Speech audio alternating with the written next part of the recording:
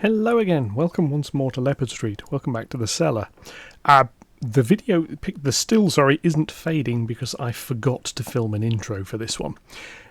Anyway, I've got the lighting in the coach, we're going to have a little look at that, we're going to have a little look at what I did to get that to work, a little look at the soldering iron I had to use, and some of the issues and tribulations I've had with that. Anyway, this is Leopard Street. Yeah. Okay, Paul Workman and his tools and all that. This is the soldering station I have been using for, well, according to Amazon, I got this in 2020. So, yeah. This is the one I've been having problems with. Now, got to say straight off, the problems, yes, they are the soldering iron. No, they're not the soldering iron. It's weird. When I got this came with a collection of tips. And if you've seen soldering iron tips, they're like that. You unscrew the end of this thing. And there's a ceramic heating element. It's got a sensor in it. The tip goes over the top, like that. And then there's the retaining bit goes on. Now this one, if you look, it's a little bit loose. This is one of the ones it came with. It's a little bit loose. It has to be. Metal expands and contracts. This is ceramic. If it wasn't at least a little bit loose, it'd just crack and destroy itself. Now this tip's now so corroded it's useless, but it does work. This is one of the replacement tips I've got. It goes on, and it probably doesn't come over on the camera very well, but that is a lot looser. And when it's connected on here with this, screw this bit back on, it's tight, it's still loose. So what this means is, this is why I've been having trouble with the thing. This bit gets hot, heat transfers into this. Now this has got, it's metal, it's got thermal mass, so it's basically storing heat energy. I then touch that to something else, for the sake of argument, that, and the heat energy transfers, and the idea is it melts the solder. This cools down as it heats the other thing up. Now the problem is this is loose enough, the iron doesn't detect it's cooling down particularly quickly and doesn't heat it up very well. So this touches some solder, it's got wet solder on the end of it, touches it, that sets, and it takes an age for it to warm back up again. That's the problem I've been having. Now, as I say, I got some spare tips, and while these are, I think, 900 Ms, that's what the Amazon listing says, so are these, and they're obviously different sizes. So this is, I think it's a Presevia something or other. It's quite a good soldering station, I must say. I've quite enjoyed using it, and it's quite easy to use. Little switch for Celsius, Fahrenheit, little dial you can turn. Tips aren't hard to change. Little sponge, it's got the solder holder. It's quite good. The problem is you can't get spare tips that fit it. I've tried Googling the company's name, and they don't even have a website. So if you've got one of these, enjoy it, it's good. You are going to need something else when the tips run out. So I bought another one, so we're going to have a little look at that. Okay, so this is the new one. However you pronounce that, 2980. Now this doesn't use that style of tip. This uses, I think they're called T12s, and basically it's that. Now the original tip, these things are passive. Centre of focus. It's basically just a lump of metal. This is an active tip. This has got the heating element and the sensor built into it. So in theory, they're always at the right distance from each other, and it just pushes in, push fit, into the solder station. And it came with a spare.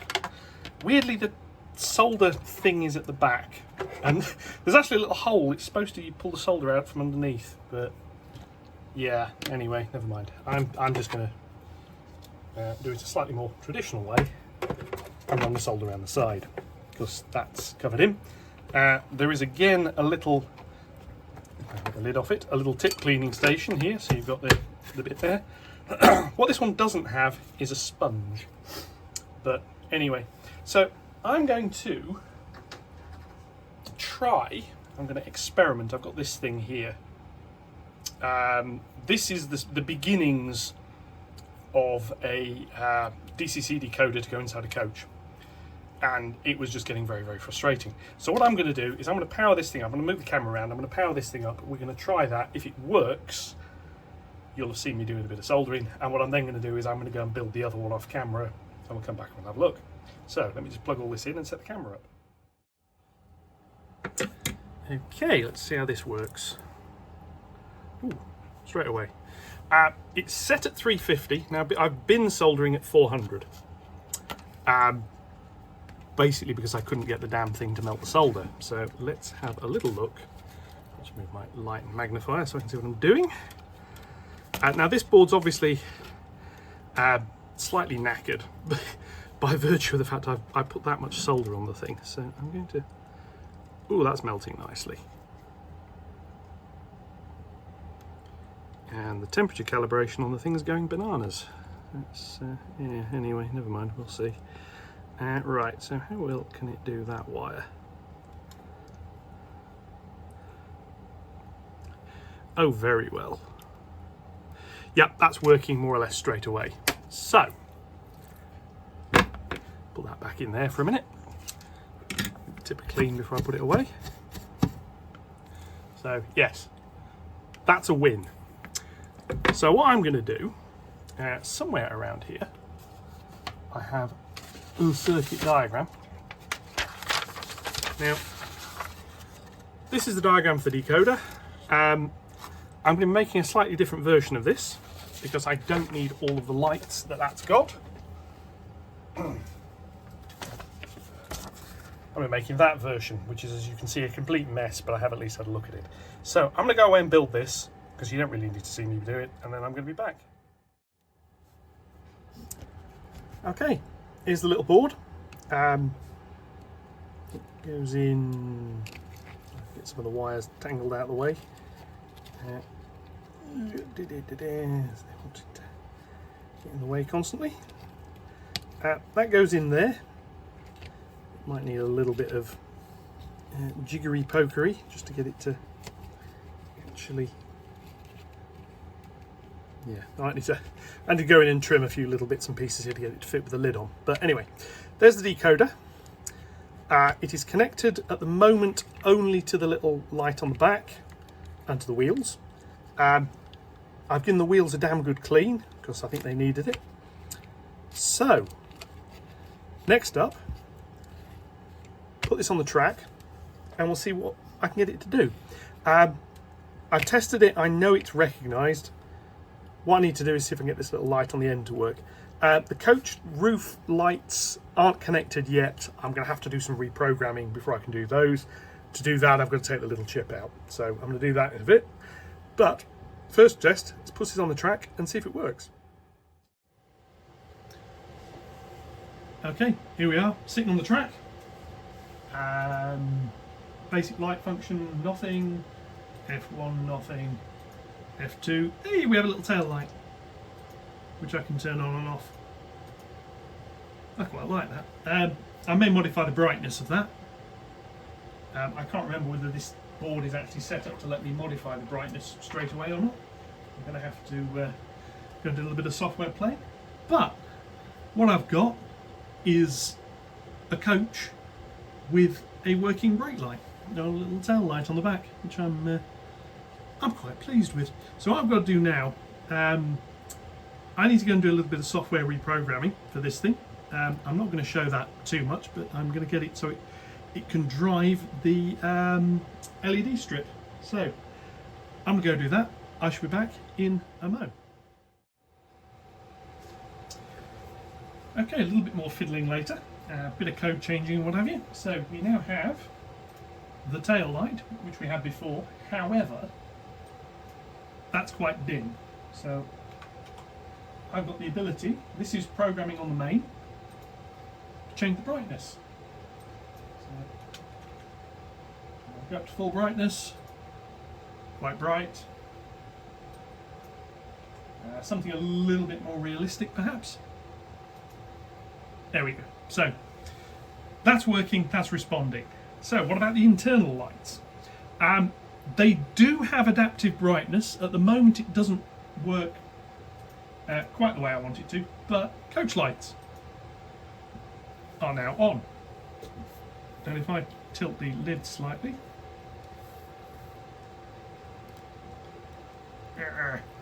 which I can't because it's locked in at the other end. Anyway, they're stuck on the underside of that. Now I can change the brightness on those. At the moment they're not particularly bright. Let's turn them down. You notice nothing particularly happens, but if I do that, they're now a lot dimmer.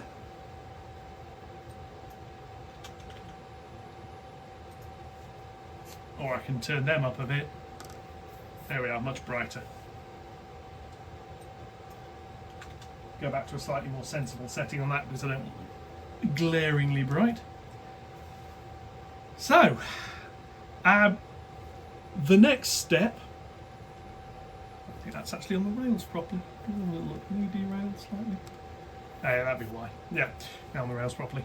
The next step, I need to tidy those wires up slightly so I can get the roof to sit on properly. I've obviously got quite a bit of code changing to do to make the colour change stuff done. I'm probably not going to get that particular bit done this side of Christmas. I'm not going to have time. So what I'm going to do is quickly button this thing up so that it's got the roof sitting on properly. We're going to go put it on the track, we're going to put it on a train, and we're going to drive it around and we're going to see what it looks like. So I will catch you in a mo on the layout. Okay, here we go. The Leopard Street Christmas train, such as it is. Didn't quite manage to do everything I wanted to, but never mind. We have an illuminated coach that sits at the back. As it comes around, you'll see it's got the little tail light lit as well, which I'm quite pleased with. Let's get this to zoom in. There we go. And I'm quite pleased with that. I mean, you can see the lights are flickering on and off. Yeah, it could do with a stay alive. I mean, to be honest, there's probably space. I just need to play around with it, but it's working reasonably well. And that is a digital light decoder. I can turn that on, turn that off. As you can see, the roof's not fully sat on properly. It works. It's fairly cheap. The software needs a bit more work. We'll just swing around. We shall go down in the world slightly. And again, if I can get it round in time. And here we have the train as it rumbles round in darkness, and then this way here the lighting probably shows up a little bit better as we go round. And with a tail light. So yeah, I'm quite pleased with that. It shows the decoder functionality idea works. It shows it needs a bit more work. That's obviously quite a large circuit. That could do with being physically quite a bit smaller. Oop. I've just had a load of points reset themselves for some reason. Yeah, various electrical problems I need to play around with. As you can see, the lights coming on and off. Basically track power issue there. It only picks up off the rear bogie. So whenever the track's a bit dirty, cuts out. Obviously locos have got more pickups. But there we go. Anyway, that is probably going to be it for this side of this year. There may be a few little bits and pieces between. But until then, from me at Leopard Street, from Leppy, from various trains, bits of wire, a whole load of mess as everything resets itself yet again. I have to sort that out in a minute. Yes, Merry Christmas. Hope it's a good one. I am going to carry on with this project in the new year, so there will be more to this. Yeah, enjoy the holiday. Hope you get to do what you're wanting to do, family, whatever. Think of your friends, think of your neighbours. If you've got neighbours who are a little bit lonely, elderly, say hello to them. It's amazing what happiness you can bring with just a few kind words. But other than that, I will see you all in the new year. I'll leave you with a picture of this train rumbling around. As usual on Leopard Street, we didn't quite get as far as we wanted to, but bits of it are working. With that, Merry Christmas one and all, and I'll catch you on the other side. Thank you very much for watching, and goodbye.